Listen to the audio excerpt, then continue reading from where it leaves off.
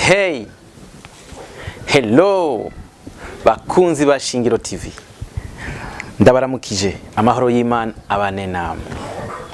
Ni wa muhungu wanyu Muduli. Muduli muduriza.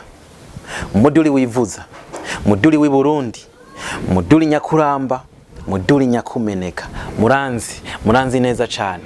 Naho mwonsanga mwibarabara vyancanganiye ko mwontora mukanahana. So bantu b'Imana, uno munsi fise topic ikaze cyane. Nshaka tuganire ku kintu cerekeye ishano. Ishano rirabiciye bigacika ngaho muri societe. Aho hirya rirabiciye miracika. Haba mu gisagara, haba ruguru, uzawumva ngo bamuhaye ishano. Minani ngo bamuhaye ishano. Margarita ngo bamuhaye ishano. Nyabenda bamuhaye ishano. Kari kuri ubu ngo bamuhaye ishano. Mugabo ukazawumva ngo hariya ngo hariho umukecuru ngo avura ishano, ngishano ngarikorako.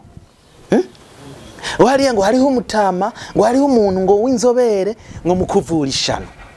Ariko tukibaza je ubwanje naribajije, none iryo shano babaha rimeze gute? Iryo shano ripanze gute? Rikozwe muki? Barikora muki?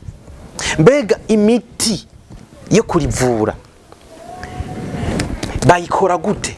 Mbega iyo miti ni ivyatsi bavanga ni biki? Ivyo rero nivyo nashaka ko tuvugana uno munsi. Nivyo nashaka ko tuvugana neza tubinonosore uno munsi. Ariko ndacashakisha abo bahinga barivura. Nico gituma muza kubona nimero yanje ngaha hirya. Umuntu azi neza ukuntu bavura ishano. Bien sûr, hariho n'abavuga za wumva ngo naka ngo yishwe n'ishano. Rero ishano muri no misi ni ikintu kiravugwa cyane kandi kigisibije mu gihugu. Kandi ndibaza ko muri societe kiriko kiracanishamwe abantu. Uzawumva ngo naka ngo yampaye ishano. Ngo nituvugana ngo kubera ngishano. Rero mu minsi jewe nari ahantu mu ntara imwe y'u Burundi, nari mu Kirundo, ahantu bita mu Kabuyenge, ahantu bwambarangwe hejuru cyane. Niho ariko ndaganira n'abene igihugu baho, hama barambwira ko bavura ishano. Rero mu vyatsi banyeretse, harakatsi banyeretse kitwa akanyarutoke. Bantu b'Imana, ako katsi wumvise amateka yako, ako katsi karakomeye cyane. Na katsi gato katakura cyane, mvuze ndi katakura cyane na ka herbacé mu ndimi z'iginofonofo, ntigakura cyane ngo gakure gose. Ako katsi rero ngo karakora kwishano, bakitwa akanyarutoke.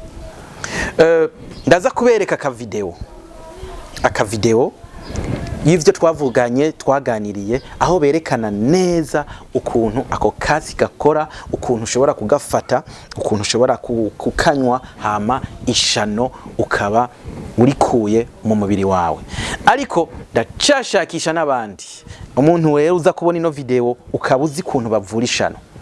Kubera nimba urivurira Makamba, hariho umuntu w'imuyinga bashobora kumuhishano akabura ahantu yivurira kubera adashobora gushika ahuri, bigatuma abura ubuzima apfa. Hariho umuntu we mu Cankuzo canke wa hehe atazi umuti ukoresha.